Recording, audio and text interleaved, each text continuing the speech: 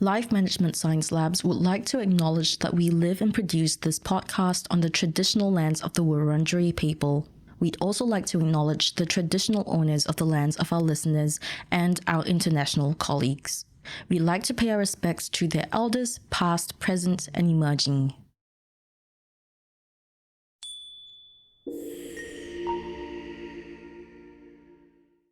Hi, and welcome to Self-Improvement Atlas, the Personal Science Insights podcast produced by LMSL, the Life Management Science Labs. We are champions of life management science, providing structured insights informed by science and inspired by practice on key aspects of conscious living. Each week, we bring you scientific and practical insights on each element with the expert knowledge of professionals in the field. I'm Marie Stella, your host from Melbourne, Australia. Let's start the show. Welcome back to Self-Improvement Atlas, the Personal Science Insights podcast. Self-care is a term that's been trending everywhere from the early stages of social media, but what does it truly mean? Beyond the aesthetically pleasing Instagram posts of bubble baths and scented candles lies some psychology, and that's what we're here to explore today. We are joined by clinical health psychologist, Dr. Samantha McLeod, who's been running her own wellbeing center since 2009, which aims to help others live with vitality as their potential becomes reality through individual and group-based programs. Hi, Sam. It's lovely having you on the show. I hope I got your last name right. You did a pretty good job for the first time. Thank you. It's a pleasure. Yeah, thank you for joining us today. So before we get started, could you tell us a bit about your wellbeing center and why you started it? Okay, so I worked at other people's practices most of my career, so I've been self-employed since I graduated, and I was really trying to learn what other mistakes people made. So when I got halfway through my career, I had too many referrals just for one person, so I decided that I'd gather like-minded people, put them under the same roof, and then we could do high-quality care. That sounds like an amazing pursuit. But before we get further into detail, I'd like to get to know you better too. This is Have You Met Sam? And my first question for you is, what do you like to do in your spare time?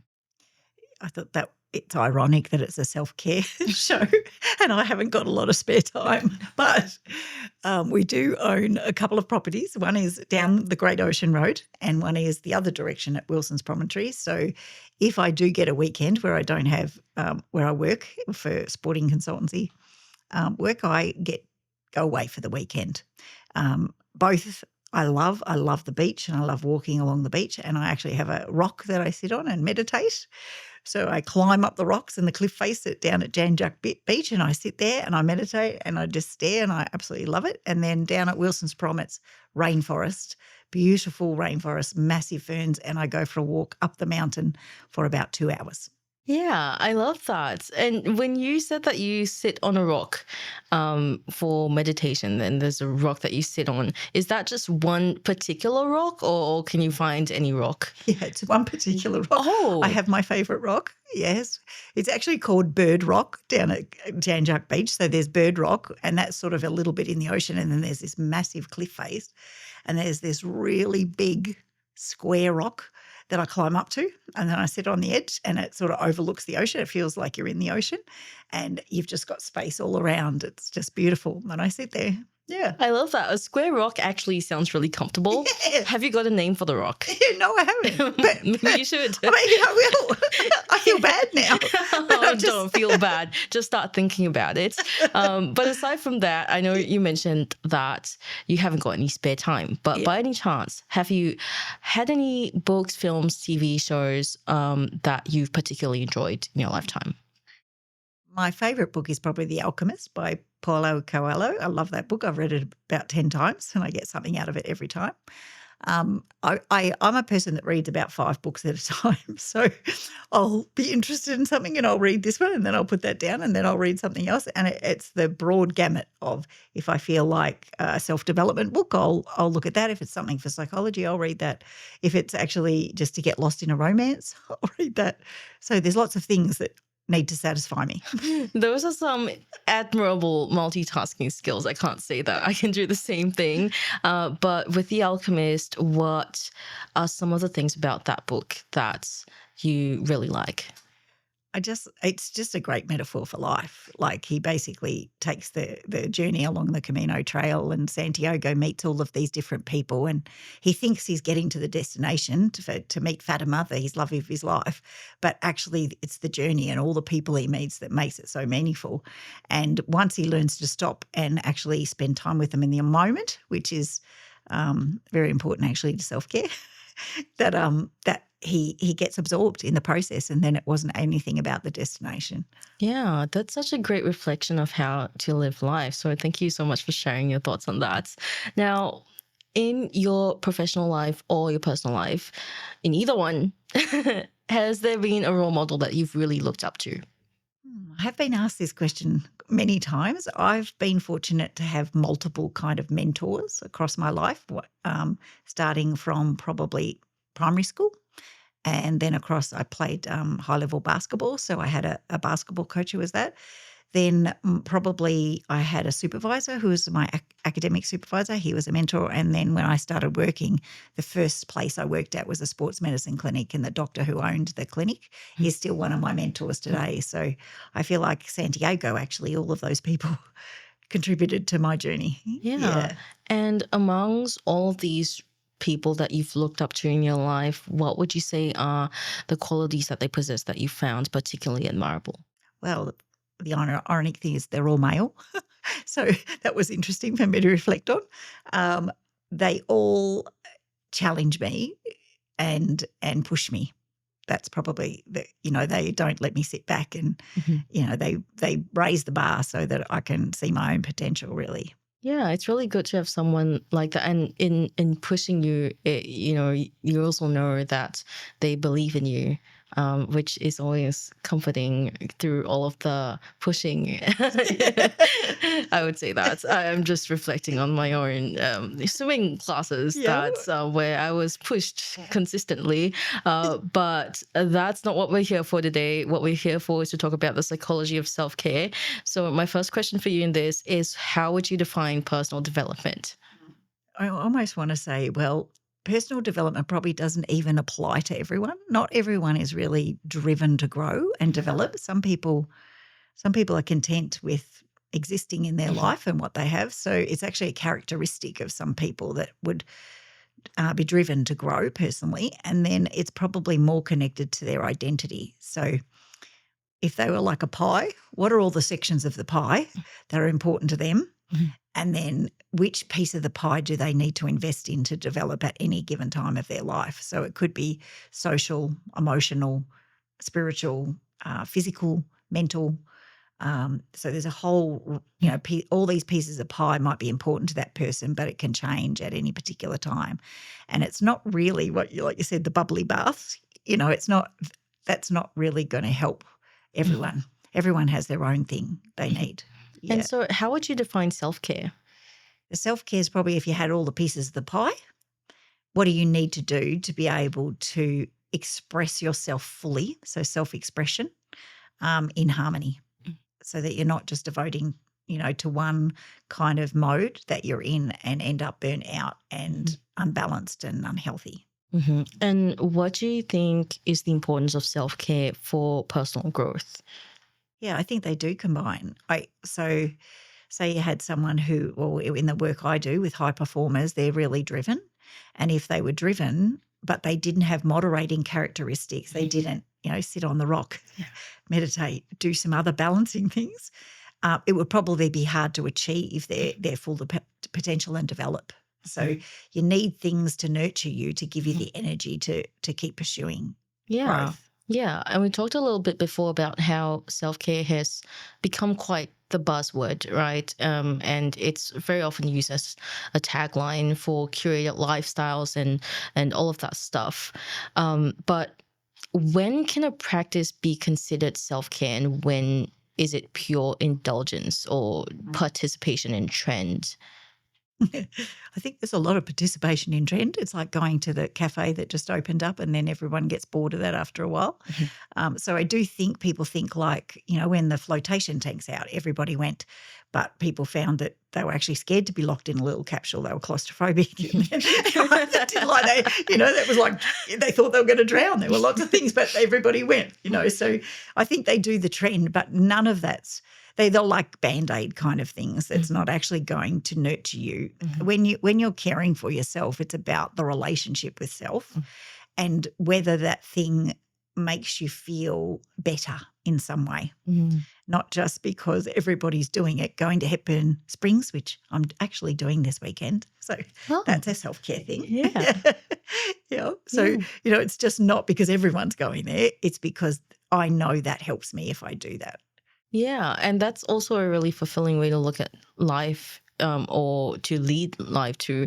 I feel like there's some instances where the indulgence can be considered self-care, right?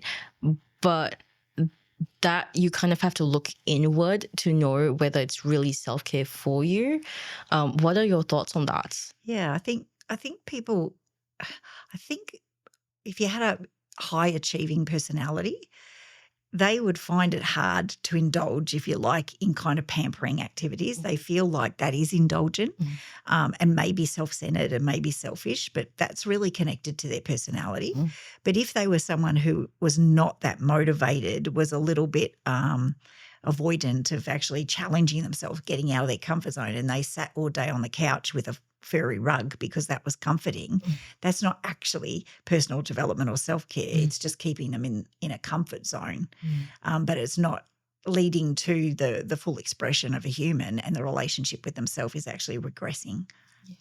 Yeah, that's a really good point that you brought up there. There have been a few instances in my life where I have just felt like sitting on the couch and avoiding all of my responsibilities. And I know I felt so guilty for doing that because I knew I was just avoiding them and not actually caring for myself. But I like tell my friends, for example, like, or I'm having an inside day. I'm not like speaking to anyone. I'm just going to like binge watch a show, and they'd be like, yay, self-care. And I just never really associated that with self-care. So it's good now that you've brought that up, that puts my experience into tangible words quite aptly. So apart from the simple act of doing these practices themselves and as well as looking inward, what else is required for self-care to be effective beyond providing that instant relief or gratification? Yeah, so when you look at the happiness research, so the pursuit of happiness, there's like 11 principles that humans need to do to kind of get the pot of gold of happiness. And one of them compares that kind of pleasure seeking and instant gratification. So short-term hedonism, they call it, pleasure, versus long-term hedonism, which is long-term fulfillment and gratification and satisfaction, feeling like you're content with what you've achieved. And what we're trying to do is move people more towards long-term hedonism. But what they say is people who just seek gratification in the short term won't be happy.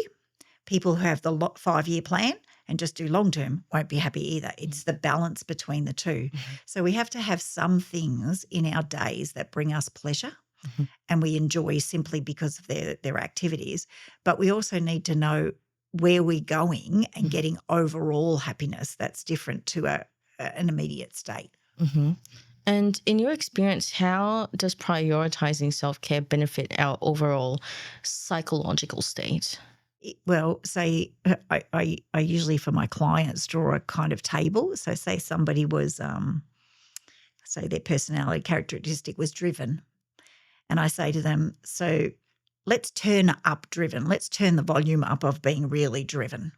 What do you think that ends up looking like if we just go into overdrive on that and turn it up? What characteristic would that be? And usually they go, I become a bit controlling. It's sort of the dark side of driven. It doesn't work for them. And then I go to the next quadrant and I say, well, what moderating characteristics do you have to buffer against driven so it doesn't become, overbearing? And they usually have them, but what people do is they keep investing in their strengths and don't look for the other characteristics that they have. So it's about that moderation and harmony, balancing out your characteristics. I call them dormant. Some people have dormant characteristics they never recruit, so that they're not just investing in those because they're high achievers or whatever they're doing. So it's very important to look in and see all of who you really are and what you've got there, because that's the true expression of self, and when you feel balanced and when you feel content. And what are some of the prompts that we can use to look inward and analyze what self-care practices could look like for ourselves? I think that's why I said it was connected to identity. I think people will go and do those things, right? They'll go to the flotation tank, they'll go to the Hepburn Springs, and they wonder why they don't feel any better, because they haven't spent the time working out the self bit. Who is the self first? An accurate kind of reflection. What did I used to like? So I always say to people, what did you like when you were a kid, where you can do whatever you want? Nobody told you not to do it. You could have done it all day if you liked, and some people say, I love drawing, I love riding my bike, and there'll be something in that that's you. And then we become adults and we just forget about all that stuff and we don't do it anymore. So the self is the most important thing. Before you can care about you need to know who you are. That's why it's connected to identity. Otherwise, it's just a Band-Aid. I'm putting it on a human, but it's not this human. Yeah. This exercise is really enticing to me. I'd really like to try it. Yeah. I'm thinking about who I was as a child now. I, embarrassingly enough, enjoy dressing up as a fairy. Not that I'm going to do it in everyday life, but just because it sounds like a lot of work. But I did enjoy dressing up as a fairy, and I liked tiaras a lot. Oh my God, this is so embarrassing.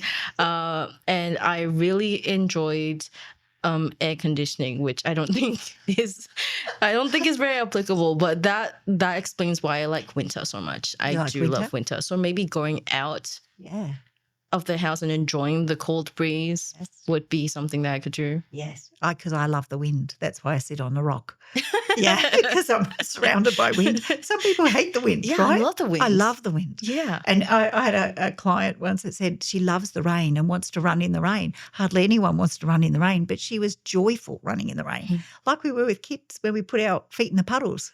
There's something joyful about that. And there's something, the fairy in you. I always say to people, why do we just put the fairy to bed and then we never visit the fairy again?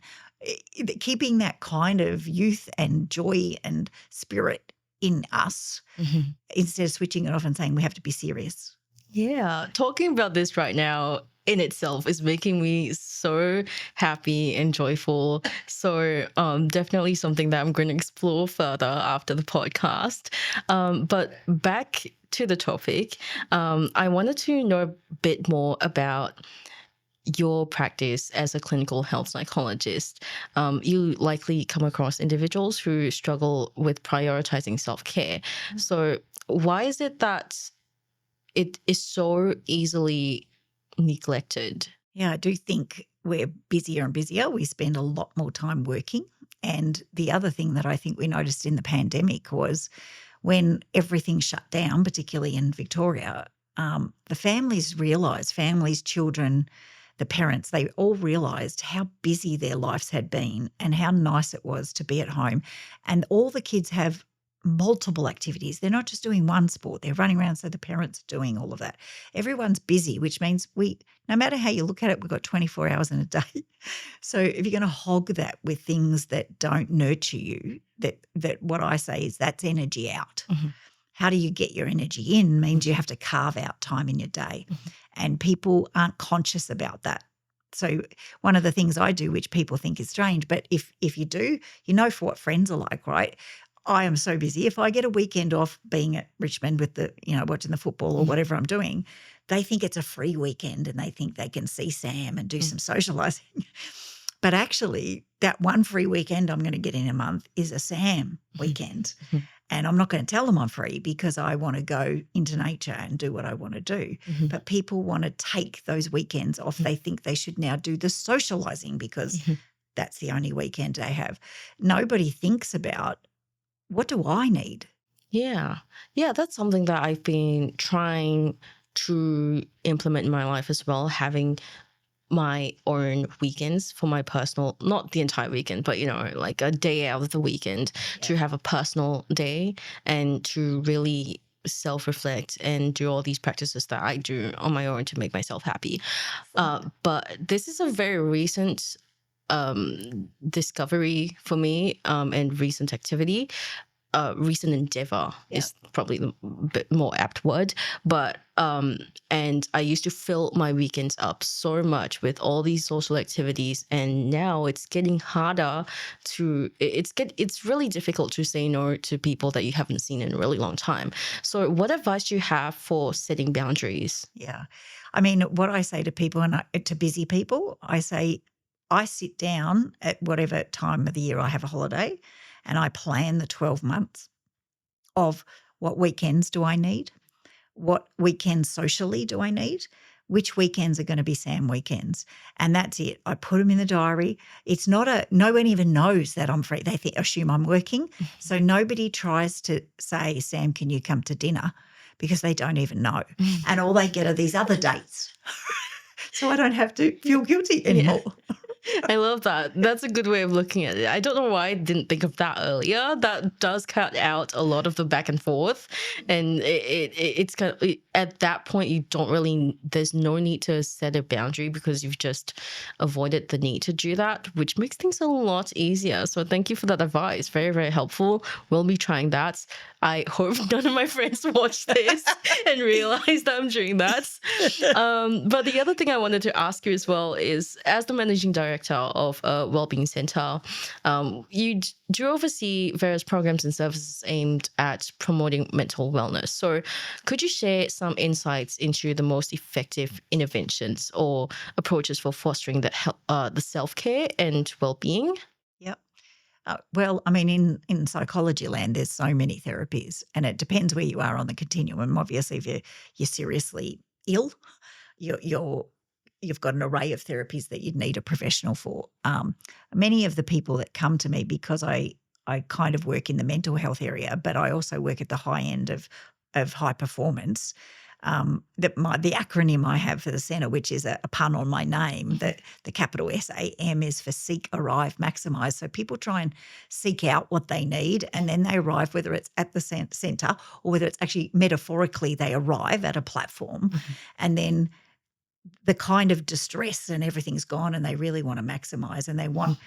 So that's where you flip it into what we call positive psychology, where instead of trying to get rid of something, get rid of anxiety, get rid of, panic attacks, get rid of a partner. It's all of this stuff. It's like, get rid of a partner. Yeah, just get it out of my life. They go in pursuit of a new one. I don't wish to know in what way you're getting rid of the partner. But yes, you're talking positive, positive characteristics. So positive psychology is the pursuit of happiness rather than looking at trying to fix clinical illness, right? So those kind of things are what we've been talking about. What makes you feel joy? What makes you feel happy? What did you used to do that you loved? But it's flipping it out of the realm of thinking that you always have to get rid of something. The thing with I always say to people, I wish they'd not named it positive psychology, because it's actually not positive. The happiest people, the research shows that the happiest people in the world feel the whole gamut of human emotions. They don't even divide them into negative and positive emotions, whereas most people are trying to get rid of their negative emotions and only have positive emotions. Happy people embrace them all and feel them the same and honour them the same. And if they're grieving, they cry all day and let it happen, and they're not distressed about that, and they don't try and get rid of it. And then when they're joyful, they experience that to the same level. So they embrace all of the human experience. Whereas most people are trying to only have a positive experience, and that actually leaves them quite sad and usually in a deficit kind of model. Yeah. And so it sounds like the approach is coming from the perspective of like, you should be accepting all of the emotions and all of who you are for what it is, but to have a bit more emphasis on the positive side of it. Is that what you would go say after what you want? Yeah. The thing is, people spend so much time thinking about what they don't want I always ask them when they come in, they give me a list. I say, give me all a list of the things you don't want, you're worried about, you've got whatever. But really, in the end, then I go, now what do you want? Because that's what we're going to do. We're going to go after what you want. And that is a completely different mentality. And when people write down what they want, it's an exercise I do. I get them to write it down and they read it back to me. They smile, they light up, they feel joy. But they could have been depressed and miserable 5 minutes ago. So it's pretty transforming. This is very confronting for me. I feel like has it turned into a session? It feels like it's a session now. In my head, I've just been going through, like, when you were talking me through the exercise that you do with your clients, I kind of went through it myself and I was like, oh, wow, I just want to be happy. I just could do these things that would make me happy. It's that simple. Yeah. Well, it actually isn't. It's actually really hard to do. That's the thing.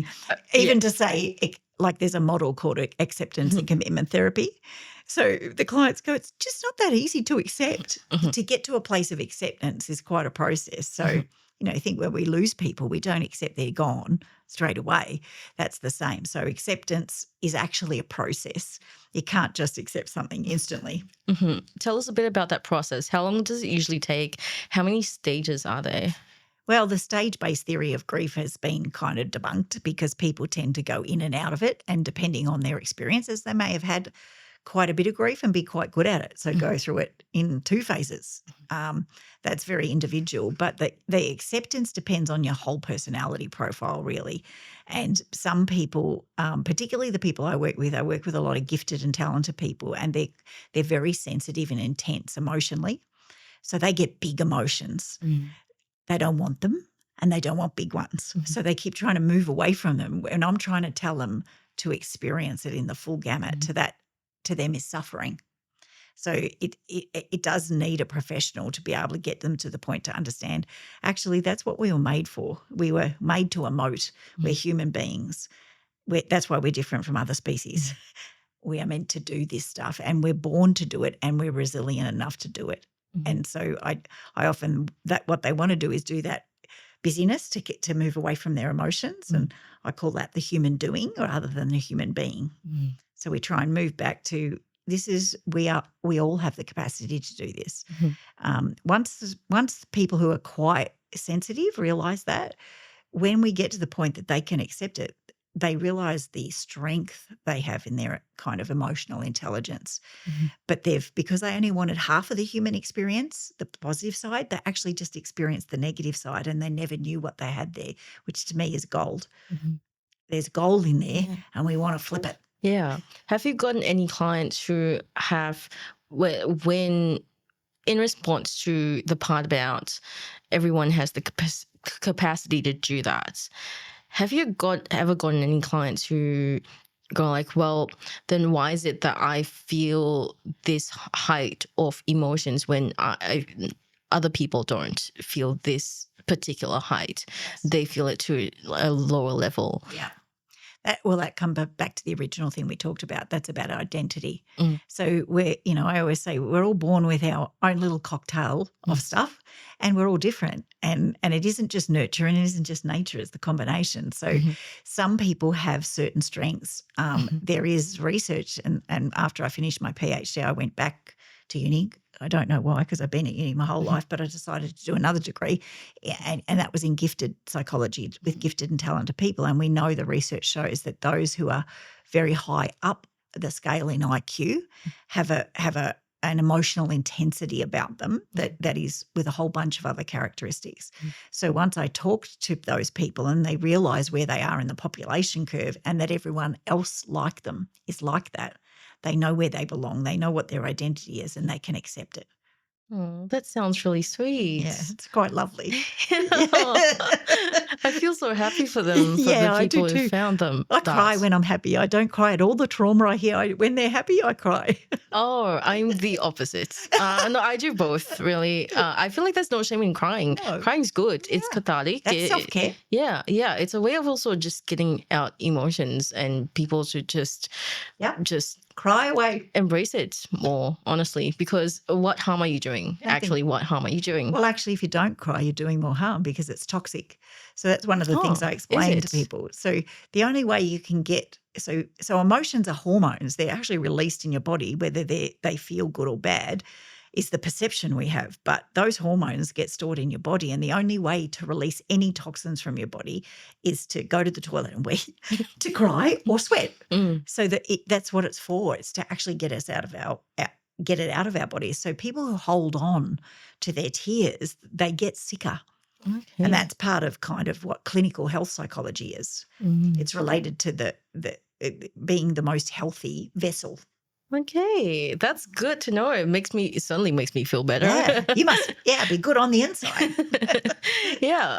And going back to how it's really difficult to manage all of these different things in life administration, in jobs, in socializing, all that stuff.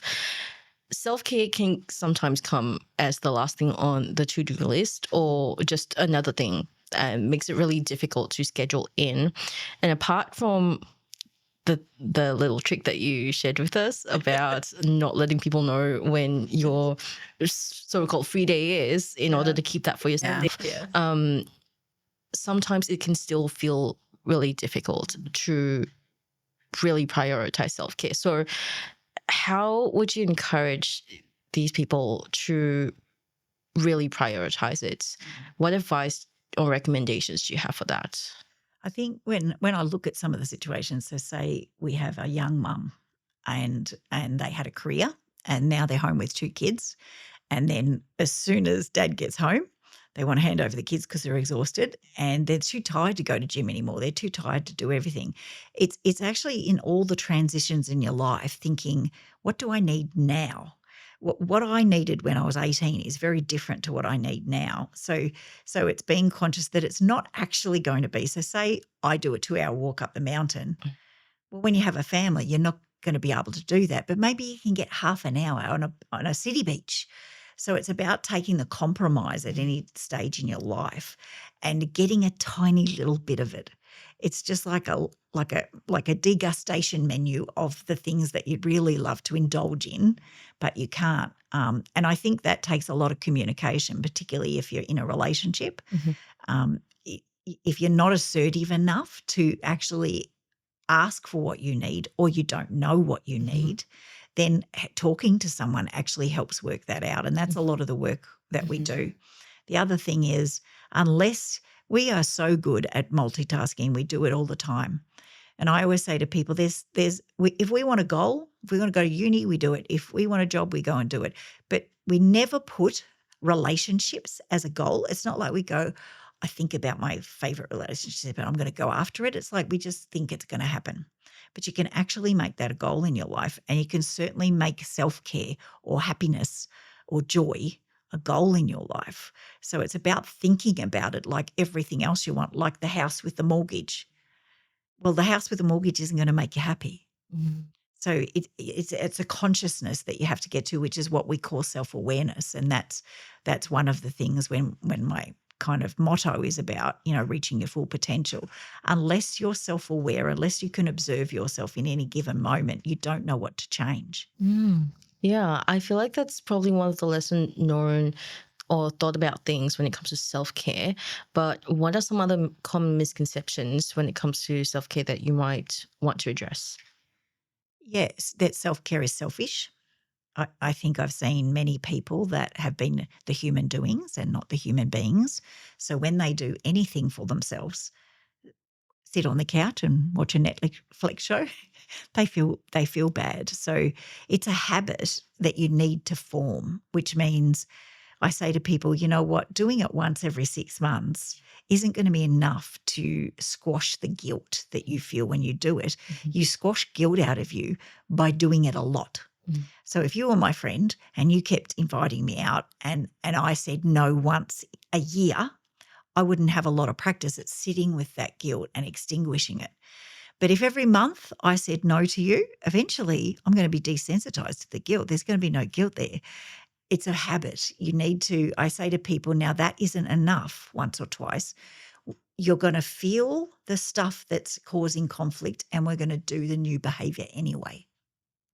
Yeah, that's a really good way of approaching it. I never really thought about it that way too.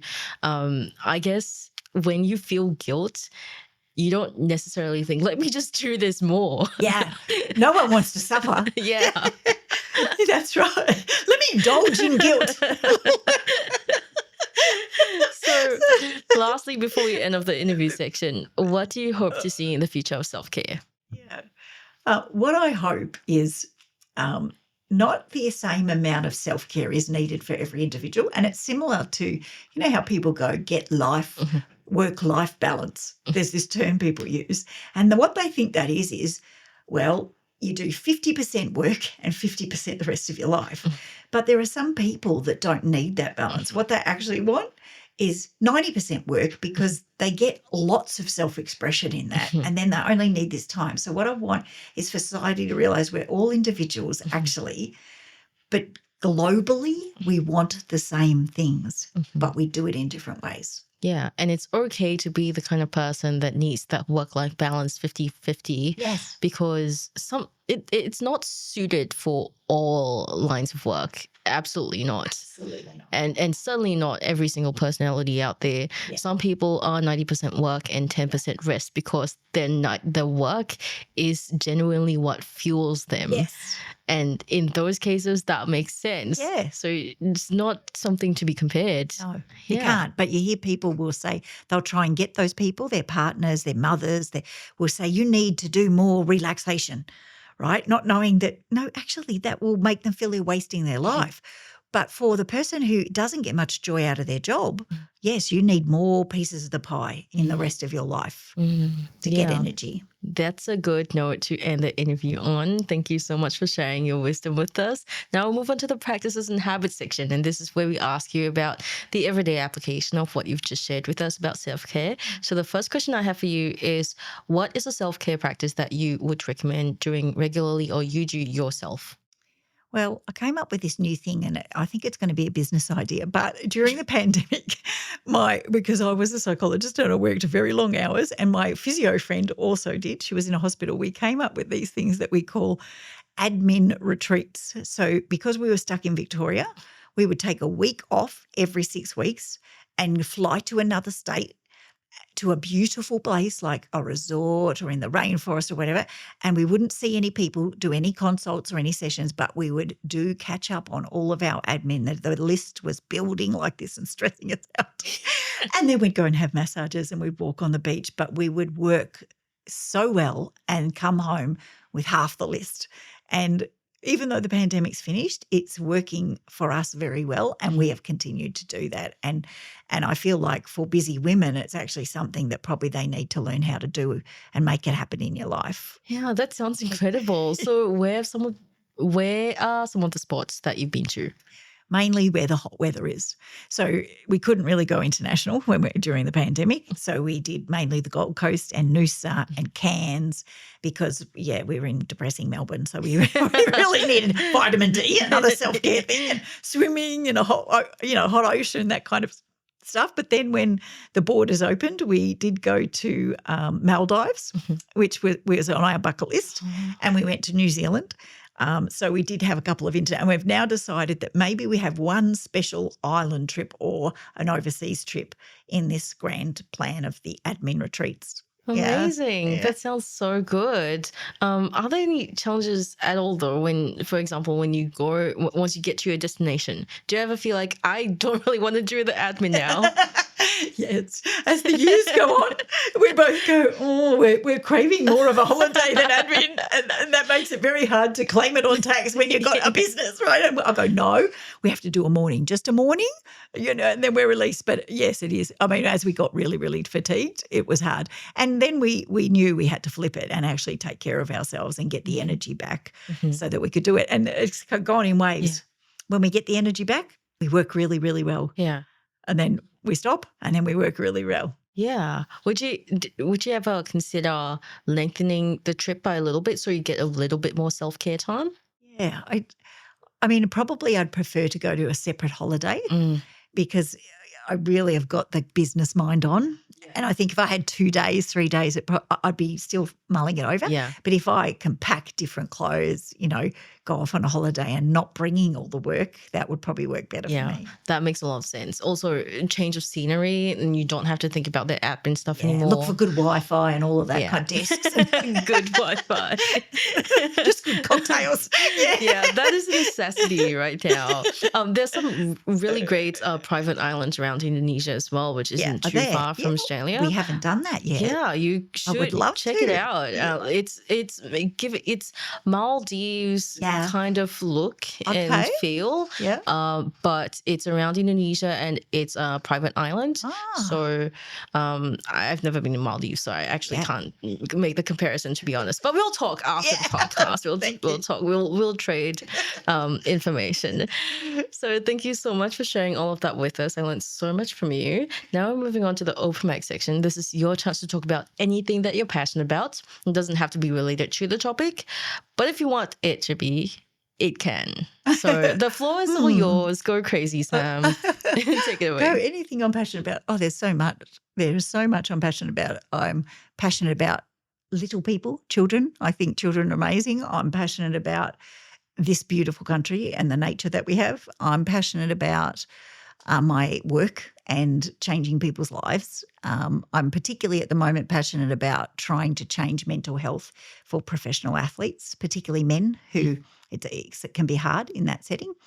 I'm passionate about lemon meringue pie. I love lemon meringue pie. I do love lemon meringue pie. It makes me feel like surprising coincidence.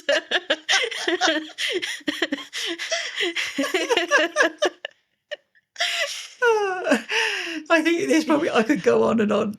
One of those people. I love the beach. I love swimming. I love dancing. I miss dancing a lot. What kind of dance? I just love to dance. A group of girlfriends. We used to go out all the time and dance together. And I don't know if there's any places for us now, but we would love to do it. And I said, I might build a dance floor in my house and just invite them over, and we can do it in our PJs. Near the rock, by the beach, maybe.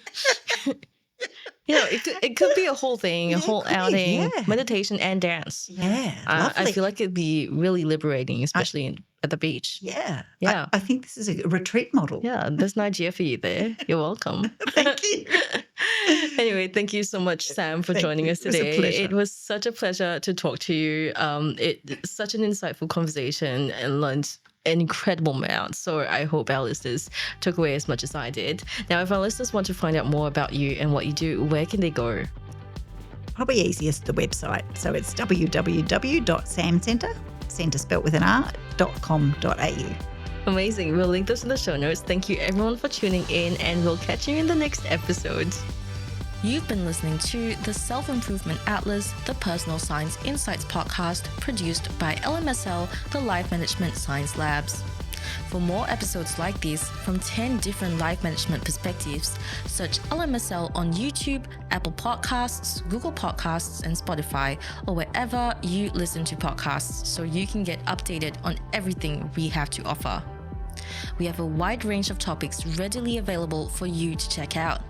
If you enjoyed this episode, please consider rating our show, sharing it, and subscribing to our channel, as it helps us grow and bring you more quality resources.